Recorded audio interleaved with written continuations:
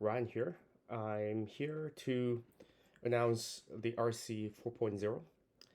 Um, as you can see, it says Journey to Repeater. That means we are releasing some of the basic features within a 4.0, and once they are stable, we'll be um, releasing the repeater because repeater and all the other additional like fields are kind of tricky. So I want these features to be stable first within a week or two, and then we'll be releasing repeater for a test. And yeah, so RC 4.0, there are a whole bunch of features there. So I need to go through them one by one. First thing, you might have noticed, yeah, we can do the custom icons now. You can see the custom icon. So that's one big change. Another one is we have an inline form editor like this. This is sort of preparing for repeater because repeater is going to take up a lot of space. So we do need this inline form editing to do repeater. So that's one change. And as you might have noticed, we have more stuff here. So let me show you one by one. Um, so let's go to the ACF field. You can see that I'm changing the layout. And this text stays. Oh, sorry, I don't have to save it. So I added an exclamation mark and then I go to layout one and it stays. It stays. And I'm using the conditions. I'm using conditions here.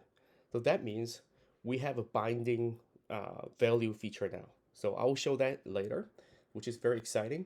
Another exciting feature is a dynamic class. I can actually change the color of a background.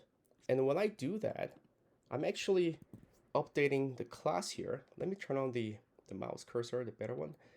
So you can see that blue background has been applied to these elements. So if I change it to yellow background and I update it and I refresh it, as you can see, the yellow background has applied, which means we have a dynamic class feature. I'm going to show you in a minute. So that's one thing, and there are more, a whole bunch more. And now I noticed that most of the people when they're playing around with the MetaBox and ACF, they're actually creating the visibility toggle. So I created native visibility toggle, which you can set it up within Bricks Builder. So basically, yeah, I'm gonna hide, let's say, small title. Sorry, I'm gonna hide the yeah, hero title is hidden, and I'm going to bring it back. Yeah, it brings back. And then I'm going to show the layout one. In the layout one, we have something called a small title. So I can bring it back, small title. So I can toggle it. And all these can be created within a couple of clicks. I'll show you very soon. And another exciting feature is the hero. Sorry, not hero.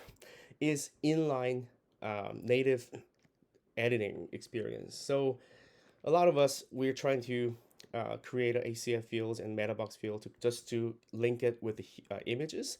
Now, as you can see, we have native form to control images. Now I'm going to change the image to something warm. Okay, perfect. So now it's changed. And also we can change the title, introducing fun. I don't know, just write it. And if we do that, yeah, as you can see, it's updated. And also these two values are binding. It's a two-way binding, which means you can right there. So I change the value right on the canvas. The small title also changes. And all these things is just a few clicks. You can create it within a few clicks. Okay, so that's the big change you can notice in the Gutenberg editor side. And let's go to the Bricks Builder. So this is the templates I used to create the block we just saw. And let's go through the new features. So first feature I want to introduce is under the template setting, we now have Gutenberg settings. If you open it, you will see a whole bunch of options. One of them is disable template editing. If you enable this, everything will be disabled. Sorry, the editing will be disabled, so the user will not be able to edit anything. And another one is custom block icon.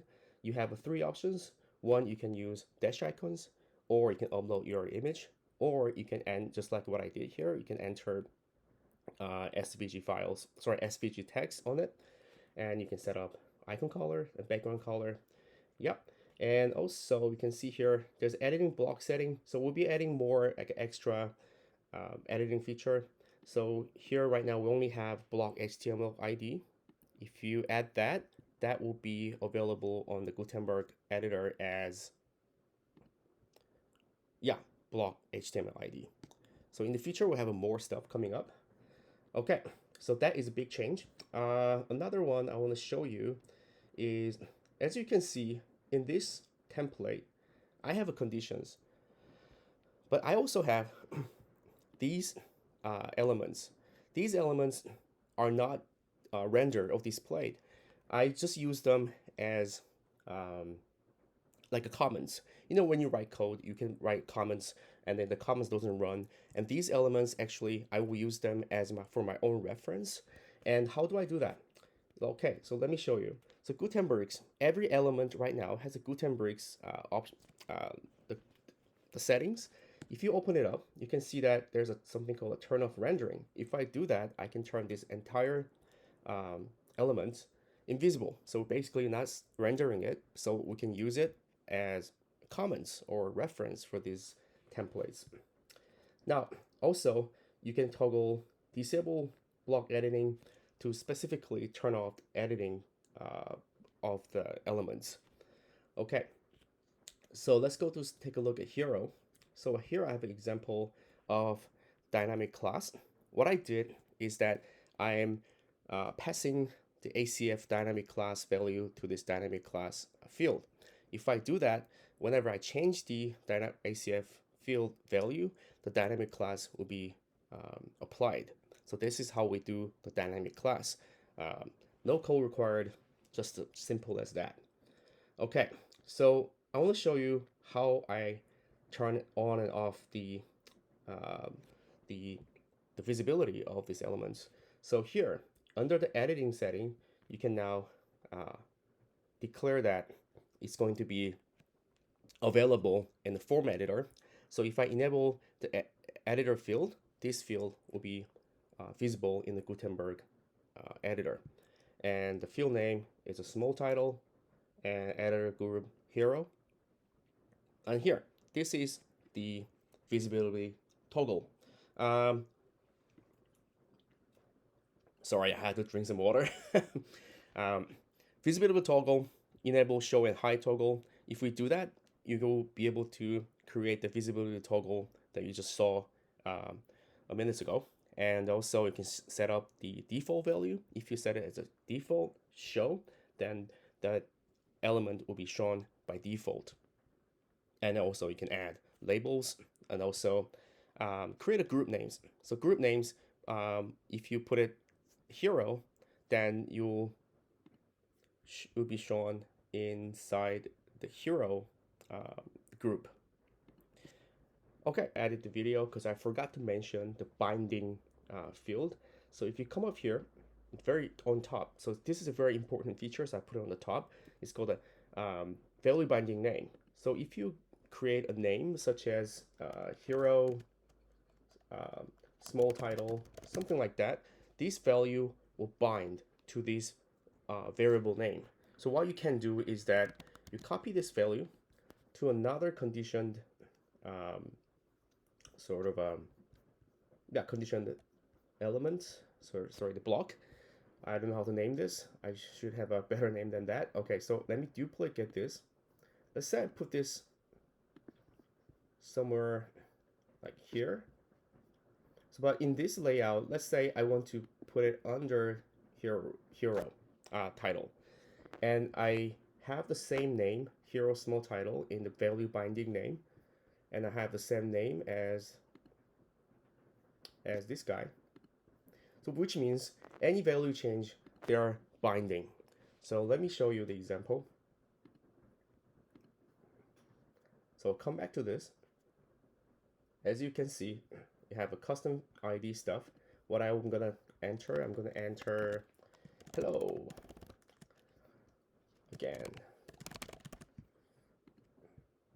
And let me change the layout to, as you can see, the hello again is right here. So this is a very powerful feature. If you want to create, let's say, multiple condition the layouts within the templates, this can be very handy. Okay, so that was the part I was missing, and I had to edit the video. It took a while. Thank you so much.